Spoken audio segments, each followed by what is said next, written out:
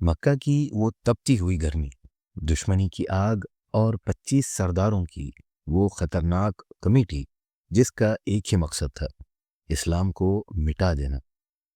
ایک طرف ابو لہب کی سازشیں ہیں اور دوسری طرف حضرت بلال رضی اللہ عنہ کے سینے پر رکھا وہ بھاری پتھر، وہ دل چیر دینے والا منظر جب اسلام کی پہلی خاتون شہید حضرت سمیہ رضی اللہ عنہا کو بہت بے دردی سے شہید کیا گیا، اور وہ خوفناک منظر جب حضرت خباب بن ارط کو دہتے ہوئے انگاروں پر لٹا دیا گیا، یہاں تک کہ ان کی پیٹھ کی چربی نے ان انگاروں کو بجھایا۔ یہ کوئی معمولی داستان نہیں ہے، یہ ہمارے ان اسلاف کا خون اور پسینہ ہے، ان کی قربانیاں ہیں جنہوں نے ہر ظلم سہ کر بھی عہد عہد کہنا نہیں چھوڑا۔ السلام علیکم ورحمۃ اللہ وبرکاتہ۔ تاریخ سلف کی سیریز الرحیق المختوم کے ایک نئے ایپیسوڈ میں آپ سب کا استقبال ہے۔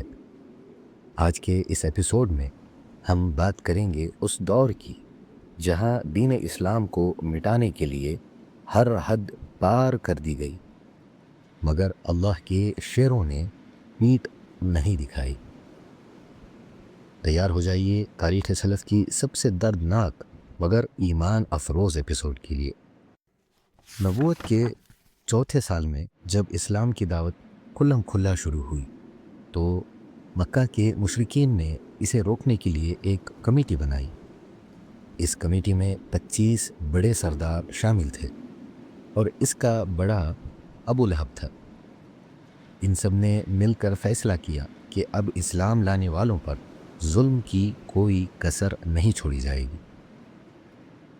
ابو لہب تو شروع سے ہی دشمنی پر اترا ہوا تھا۔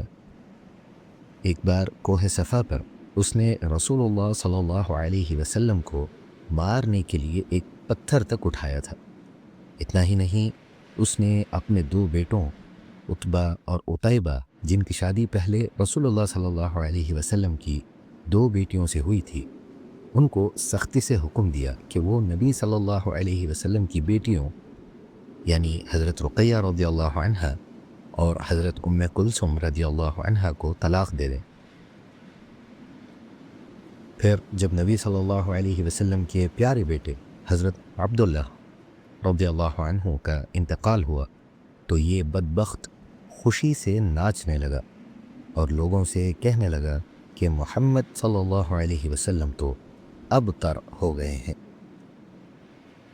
طارق بن عبداللہ محاربی رضی اللہ عنہ بتاتے ہیں کہ حج کے میلوں میں ابو لہب آپ صلی اللہ علیہ وسلم کے پیچھے پیچھے چلتا اور آپ صلی اللہ علیہ وسلم پر پتھر مارتا، جس سے آپ صلی اللہ علیہ وسلم کی ایڑیاں خون سے بھر جاتی تھیں۔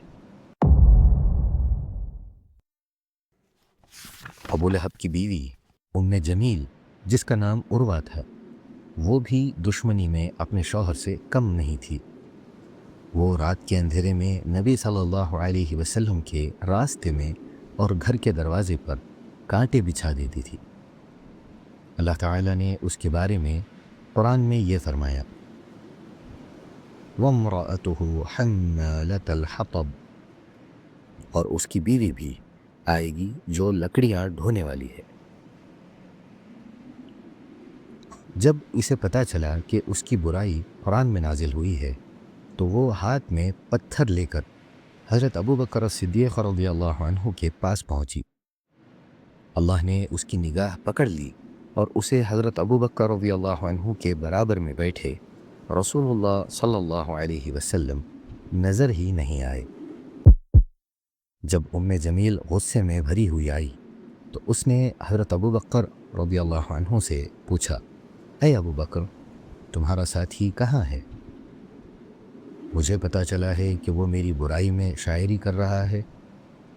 اس پر حضرت ابو بکر صدیق رضی اللہ عنہ نے خانہ کعبہ کی طرف اشارہ کرتے ہوئے بڑے یقین سے فرمایا، اس عمارت کے رب کی قسم، نہ تو نبی صلی اللہ علیہ وسلم شاعری کرتے ہیں اور نہ ہی شاعری ان کی زبان پر آتی ہے۔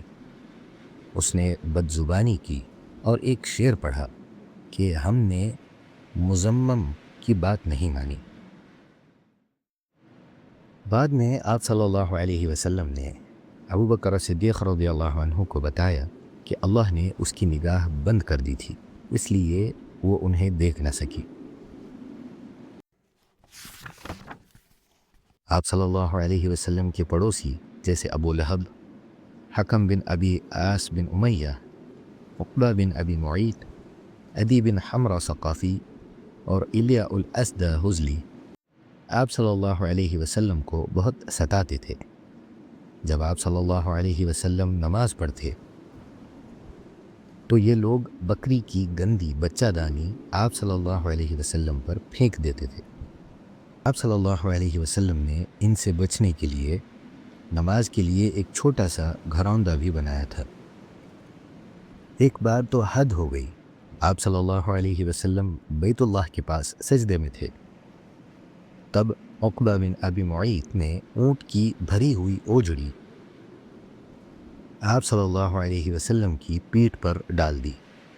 حضرت عبداللہ بن مسعود رضی اللہ عنہ کہتے ہیں کہ کفار ہنسی کے مارے ایک دوسرے پر گرنے لگے، پھر حضرت فاطمہ رضی اللہ عنہا نے آ کر اسے ہٹایا۔ اس کے بعد آپ صلی اللہ علیہ وسلم نے 3 بار بد دعا کی اور فرمایا، اللہم علیک بقریش، اللہم علیک بقریش، اللہم علیک بقریش، اے اللہ تو قریش کو پکڑ لے، اے اللہ تو قریش کو پکڑ لے، اے اللہ تو قریش کو پکڑ لے۔ پھر آپ صلی اللہ علیہ وسلم نے نام لے کر بد دعا کی، اور بعد میں یہ سب لوگ بدر کی جنگ میں کنویں میں مرے ہوئے پائے گئے۔ امیہ بن خلف تو آپ صلی اللہ علیہ وسلم کو دیکھتے ہی گالیاں دیتا تھا، نعوذ باللہ۔ اس پر سورہ حمزہ کی آیت نازل ہوئی، وَيْلٌ لِكُلِّ ہُمَزَةٍ لُمَزَةٍ، بڑی خرابی ہے ہر اس شخص کی جو عیب گوئیاں اور بد گوئیاں کرنے والا ہو۔ امیہ کا بھائی ابی بن خلف اس سے بھی بڑا دشمن تھا۔ اس نے ایک پرانی ہڈی لا کر توڑی اور اس کا چورا نبی صلی اللہ علیہ وسلم کی طرف اڑا دیا۔ ابو جہل ہمیشہ آپ صلی اللہ علیہ وسلم کو نماز سے روکتا تھا۔ ایک بار اس نے مقام ابراہیم پر آپ صلی اللہ علیہ وسلم کو دھمکی دی تو آپ صلی اللہ علیہ وسلم نے اس کا گریبان پکڑ کر جھنجھوڑ دیا اور فرمایا، اولی لک فاولی ثم اولی لک فاولی، افسوس ہے تجھ پر، حسرت ہے تجھ پر۔ اللہ نے اس کے بارے میں فرمایا کہ اگر وہ باز نہ آیا تو ہم اسے پیشانی سے پکڑ کر کھینچیں گے۔ ابو جہل نے جب آپ صلی اللہ علیہ وسلم کی گردن پر پاؤں رکھنے کی کوشش کی تو وہ ڈر کر پیچھے ہٹ گیا، کیونکہ اسے اپنے اور آپ صلی اللہ علیہ وسلم کے بیچ آگ کی خندق اور فرشتوں کے پر نظر آئے۔ کمزور مسلمانوں پر جو ظلم ہوا وہ سن کر دل ڈھل جاتا ہے۔ حضرت عثمان بن عفان رضی اللہ عنہ، ان کا چاچا انہیں چٹائی میں لپیٹ کر نیچے سے دھواں دیتا تھا تاکہ ان کا دم گھٹے۔ حضرت مصعب بن عمیر، ان کی ماں نے کھانا پینا ان کا بند کر دیا تھا، جس سے ان کی کھال سانپ کی طرح ادھڑ گئی۔ حضرت بلال رضی اللہ عنہ، انہیں تپتی دھوپ میں کنکروں پر لٹا کر سینے پر بھاری پتھر رکھا جاتا۔ حضرت ابو بکر صدیق رضی اللہ عنہ نے انہیں 200 یا 280 درہم میں خرید کر آزاد کیا، جو کہ تقریباً 735 گرام سے 1 کلو چاندی تک ہوتا ہے۔ آل یاسر، حضرت یاسر رضی اللہ عنہ ظلم سے شہید ہوئے۔ ان کی والدہ حضرت سمیہ رضی اللہ عنہ کی شرمگاہ میں ابو جہل نے نیزہ مارا اور وہ اسلام کی پہلی شہیدہ بنی۔ حضرت عمار کو دھوپ میں تپایا جاتا اور پانی میں ڈبویا جاتا۔ حضرت عمار بن یاسر رضی اللہ عنہ پر مشرکین نے ظلم کی انتہا کر دی تھی۔ انہیں تپتے ہوئے سرخ پتھروں پر لٹایا جاتا اور تب تک پانی میں ڈبویا جاتا جب تک ان کا دم نہ گھٹنے لگتا۔ مشرکین ان سے کہتے کہ جب تک تم نبی صلی اللہ علیہ وسلم کی برائی نہیں کرو گے اور لات و عزیٰ یعنی بتوں کی تعریف نہیں کرو گے، ہم تمہیں نہیں چھوڑیں گے۔ آخرکار شدید تکلیف کی وجہ سے حضرت عمار رضی اللہ عنہ نے وہ الفاظ کہہ دیے جو کفار چاہتے تھے۔ جب وہ روتے ہوئے نبی صلی اللہ علیہ وسلم کی خدمت میں پہنچے تو آپ صلی اللہ علیہ وسلم نے پوچھا، عمار دل کا کیا حال ہے؟ انہوں نے عرض کیا، یا رسول اللہ صلی اللہ علیہ وسلم، دل تو ایمان پر بالکل مطمئن ہے۔ تب اللہ تعالیٰ نے یہ آیت نازل فرمائی، جو شخص اپنے ایمان کے بعد اللہ سے کفر کرے باوجود اس کے جس پر ظلم کیا جائے اور اس کا دل ایمان پر برقرار ہو، یعنی کہ جو مجبور کر دیا جائے مگر اس کا دل ایمان پر جمع ہوا ہو، اس پر کوئی گناہ نہیں۔ حضرت عمار رضی اللہ عنہ کے اسی صبر پر ہمارے نبی صلی اللہ علیہ وسلم نے انہیں اور ان کے گھر والوں کو جنت کی خوشخبری دیتے ہوئے فرمایا تھا، صبر کرو اے آل یاسیر، تمہارا ٹھکانہ جنت ہے۔ حضرت خباب بن ارط، انہیں دہکتے انگاروں پر لٹایا گیا اور اوپر پتھر رکھ دیا گیا تاکہ وہ ہل نہ سکیں، اور لونڈیوں میں زینیرہ، نہدیہ اور عبیس پر اتنا ظلم ہوتا کہ حضرت عمر بن خطاب رضی اللہ عنہ جو اس وقت مسلمان نہیں ہوئے تھے، انہیں مارتے مارتے تھک جاتے تھے۔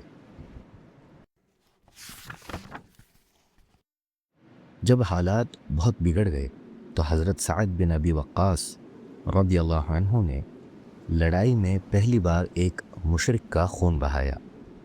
اس کے بعد حکمت کا تقاضا تھا کہ کام چھپ کر کیا جائے۔ نبوت کے 5ویں سال میں نبی صلی اللہ علیہ وسلم نے کوہ صفا پر حضرت ارقام بن ابی الارقام کے گھر کو دعوت کا مرکز بنا لیا۔ ناظرین، یہ تھی ہمارے آج کے ایپیسوڈ۔ سوچئے ہمارے ان بزرگوں اور صحابہ رضی اللہ عنہم نے اس دین کے لیے کتنی بڑی قربانیاں دی ہیں۔ حضرت سمیہ رضی اللہ عنہ کی وہ پہلی شہادت اور حضرت بلال رضی اللہ عنہ کا وہ تپتے ہوئے کنکروں پر احد احد پکارنا، یہ سب اس بات کی گواہی ہے کہ اسلام کی بنیاد کتنی مضبوط ہے۔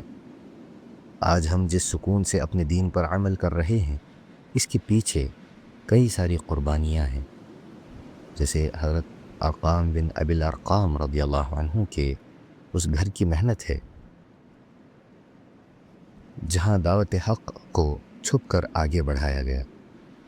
اگلے ایپیسوڈ میں ہم دیکھیں گے کہ جب ظلم حد سے بڑھ گیا تو پھر اللہ کے رسول صلی اللہ علیہ وسلم نے اپنے ساتھیوں کو کیا حکم دیا۔